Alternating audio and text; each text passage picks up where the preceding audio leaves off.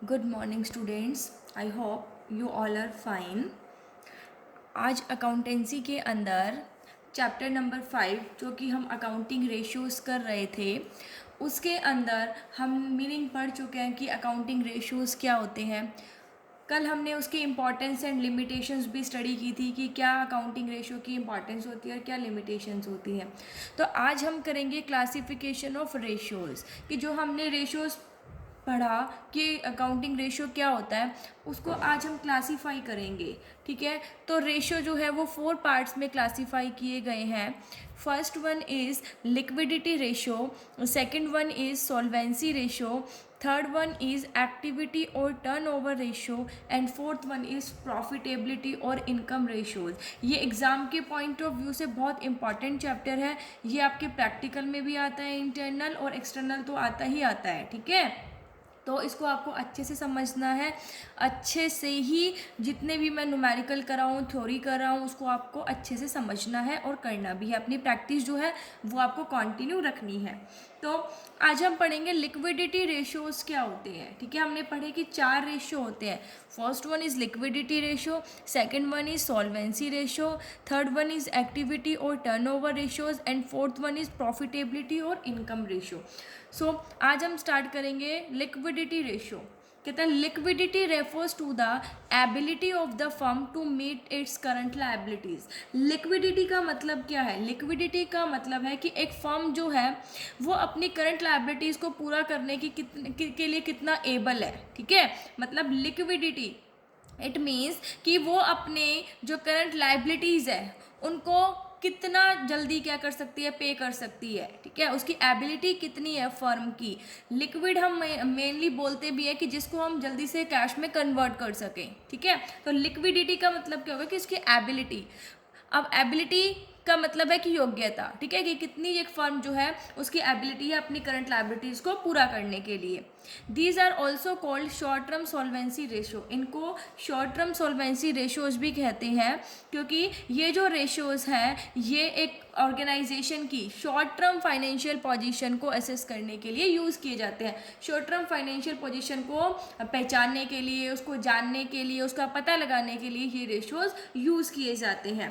तो liquidity ratio समझ में आया क्या होते हैं, किस लिए यूज़ किए जाते हैं। लिक्विडिटी रेशियो एक ऑर्गेनाइजेशन की जो शॉर्ट टर्म फाइनेंशियल पोजीशन है वो जानने के लिए लिक्विडिटी रेशियोज का यूज़ किया जाता है। अब जो लिक्विडिटी रेशियो है उसके अंदर 2 रेशियो इंक्लूड किए जाते हैं। फर्स्ट वन है हमारा करंट रेशियो और वर्किंग कैपिटल रेशियो, और सेकंड है हमारा क्विक रेशियो और एसिड टेस्ट रेशियो, या फिर जिसे हम लिक्विड रेशियो भी कहते हैं। तो आज हम पढ़ेंगे कि करंट रेशियो क्या होता है। करंट रेशियो या फिर वर्किंग कैपिटल रेशियो होता क्या है ये रेशियो? ये कहते हैं this ratio explain the relationship between current assets and current liabilities of a business.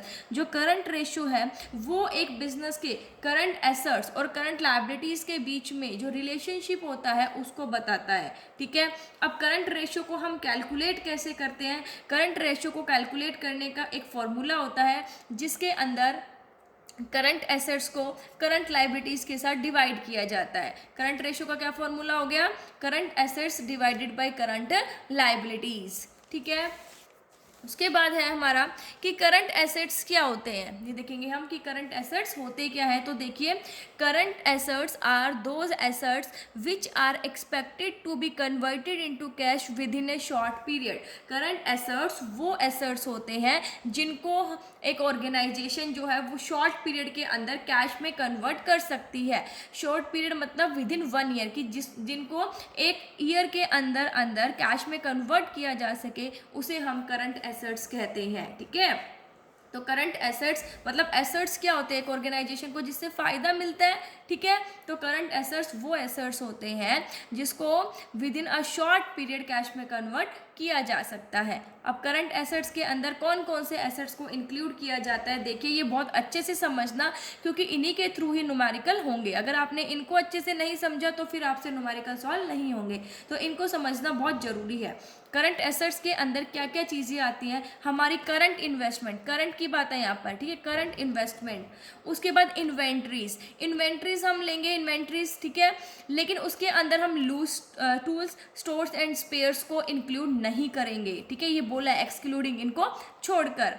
उसके बाद जो हमारे ट्रेड रिसीवेबल्स है, ट्रेड रिसीवेबल्स मतलब जो बिल्स रिसीवेबल्स होते हैं, और जो सन्ड्री डेटर्स और में से हम क्या करते हैं, जो डाउटफुल डेट्स का प्रोविजन है, मतलब जिनके पैसे आने के चांस जो है, प्रोविजन बनाते हैं ना हम डाउटफुल डेट्स के, कि हम एक ऑलरेडी क्या करते हैं, जिनसे हमने पैसा लेना है, ठीक है, वो हमारे कौन हो गए, डेटर्स हो गए। अब क्या करते हैं, हम जो एक ऑर्गेनाइजेशन है वो क्या करता है, उनको ये रहता है कि पता नहीं कि हम मेरे पैसे जो है कहीं डूब ना जाए, ठीक है, तो वो पहले से एक प्रोविजन बना कर रखते हैं। तो संडे डेटर्स में से जो डाउटफुल डेट्स का प्रोविजन है वो लेस कर देंगे। उसके बाद cash and cash equivalents, cash तो है ये, कैश इक्विवेलेंट्स मतलब जो कैश के बराबर, जैसे कैश इन हैंड हो गया, कैश एट बैंक, चेक या ड्राफ्ट है हैंड के अंदर, तो ये भी हम करंट एसेट्स के अंदर इंक्लूड करेंगे। फिर हमारे शॉर्ट टर्म लोन्स और जो एडवांसेस है वो भी हम करंट एसेट्स के अंदर इंक्लूड करते हैं। देन हमारे अदर करंट एसेट्स जैसे prepaid expenses, accrued income, advance tax, ये सारी चीज़ें भी हम क्या करेंगे, करंट एसेट्स के अंदर ही इंक्लूड करते हैं। अब बात आती है करंट लायबिलिटीज़। करंट लायबिलिटीज़ क्या होती है, लायबिलिटीज़ का मतलब एक कंपनी की ऑब्लिगेशन, ठीक है, जो उसे पे करनी है, ठीक है। तो current liabilities refers to those liabilities which are to be paid in near future normally within 1 year. Current liabilities वो लाइबिलिटीज होती हैं जो कि फ्यूचर में पे करनी होती है, मतलब विद इन 1 ईयर, ठीक है। नॉर्मली जो है इसके अंदर हम करंट लेकर चले तो करंट मतलब जो 1 ईयर के अंदर अंदर जो कि पे करनी है, ठीक है, तो वो होती है हमारी करंट लाइबिलिटीज। अब करंट लाइबिलिटीज के अंदर क्या होता है, जैसे जो शॉर्ट टर्म बोरोइंग्स है, उधार लिया किसी से छोटे टर्म्स के लिए, शॉर्ट टर्म के लिए, ठीक है, जैसे 2 महीने के लिए, 4 महीने के लिए, इसके अंदर हम बैंक ओवरड्राफ्ट को भी इंक्लूड करेंगे। उसके बाद आता है हमारा ट्रेड पेबल्स, ठीक है, ट्रेड पेबल जैसे बिल्स पेबल्स है, सेंट्री क्रेडिटर्स है, जिनको हमने पे करना है, उनको भी हम करंट लाइबिलिटीज़ के अंदर इंक्लूड करेंगे। फिर है अदर करंट लाइबिलिटीज़, बाकी जो अदर करंट लाइबिलिटीज़ है, जैसे कि current maturities of long term debt, जो लॉन्ग टर्म डेट्स थे उसकी करंट अभी मेच्योरिटी आई हुई है, ठीक है, वो पे करनी है। इंटरेस्ट जो है बोरोइंग्स पर वो एक्रू है तो वो पे करना है। Income received in advance, outstanding जो एक्सपेंसेस है, ठीक है, ये जो है अनक्लेम डिविडेंड्स हैं, कॉल्स इन एडवांस है, ये सारे हम किस में लेंगे, अदर करंट लाइबिलिटीज़ के अंदर लेकर चलेंगे। देन हमारे जो शॉर्ट टर्म प्रोविजंस है, प्रोविजंस फॉर टैक्स का प्रोविजन है, प्रपोज डिविडेंड का जो मैं डिविडेंड जो पे करना है, ठीक है, उसके जो प्रोविजन है वो भी हम करंट लाइबिलिटीज़ के अंदर इंक्लूड करते हैं। अब ये कहते हैं कि सिग्निफिकेंस क्या है, ये जो हम करंट रेशियो को कैलकुलेट कर रहे हैं, जैसे जो कि हमने अभी फॉर्मूला भी पढ़ा, करंट एसेट्स अपॉन में करंट लायबिलिटीज, तो इसकी इंपॉर्टेंस क्या है, क्या शो करता है ये कहता है this ratio is used to assess the firm's ability to meet its short term liabilities on time. इस रेशियो से ये पता चलता है कि क्या एक फर्म इतना एबल है कि वो अपनी शॉर्ट टर्म लायबिलिटीज को टाइम पर पूरा कर सकता है या नहीं कर सकता। तो करंट रेशियो जो है वो हमें शॉर्ट टर्म जो है ना, मतलब एक ऑर्गेनाइजेशन की एबिलिटी बताता है शॉर्ट टर्म लायबिलिटीज को पे करने की। उसके बाद है आइडियल करंट रेशो कितना है, मतलब इसका रेशो जो ये करंट रेशो है, इसका जो आइडियल करंट रेशो जो है वो कितना है। तो देखिए जो आइडियल करंट रेशो है वो होता है 2:1, ठीक है। 2:1 का मतलब है कि बिजनेस के जो करंट एसेट्स है वो एटलीस्ट बिजनेस लाइबिलिटीज से ट्वाइस, करंट लाइबिलिटीज से ट्वाइस होने चाहिए, दोगुने होने चाहिए जो एक बिजनेस के एसेट्स होते हैं वो लाइबिलिटीज से। ये एक आइडियल करंट रेशो है, ठीक है। इसके बाद जब हम अपने ऑर्गेनाइजेशन का रेशियो निकालते हैं बिजनेस का, तो उससे हम इसको कंपेयर कर सकते हैं कि आइडियल तो ये है और एक्चुअल में हमारा कितना है, ठीक है। तो आइडियल करंट रेशियो कितना होता है 2:1। इट मीन्स कि बिजनेस के करंट एसेट्स हैं वो एटलीस्ट करंट लाइबिलिटीज से ट्वाइस होने चाहिए।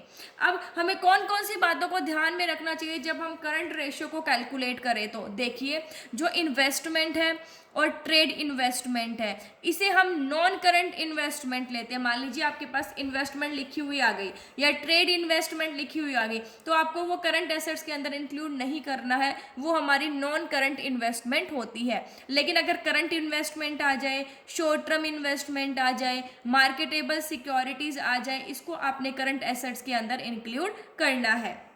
फिर है हमारे जो लूज टूल्स हैं, पेटेंट्स हैं, गुडविल है, ट्रेडमार्क्स है, कंप्यूटर सॉफ्टवेयर है, इसे हमें करंट एसेट्स के अंदर इंक्लूड नहीं करना है, इसे हम करंट एसेट्स के अंदर इंक्लूड नहीं करेंगे।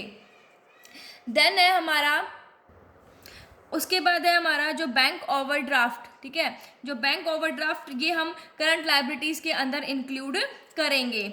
उसके बाद है हमारा loan, loan on mortgage and bank loan, ये लॉन्ग टर्म बोरोइंग्स होती है, इसलिए इसे करंट लायबिलिटीज़ के अंदर इंक्लूड नहीं किया जाता। तो इन बातों को जब आप करंट रेशो कैलकुलेट करें तो ज़रूर ध्यान में रखें, ठीक है। तो आज हमने करंट रेशो के बारे में पढ़ा है, कल हम क्या करेंगे, इसके न्यूमेरिकल्स करेंगे। आई होप ये आपको समझ में आ गया हो। तो इसलिए न्यूमेरिकल को स्टार्ट करने से पहले हमें पहले ये बेसिक चीज़ें जो है हमारी क्लियर होनी चाहिए, ठीक है।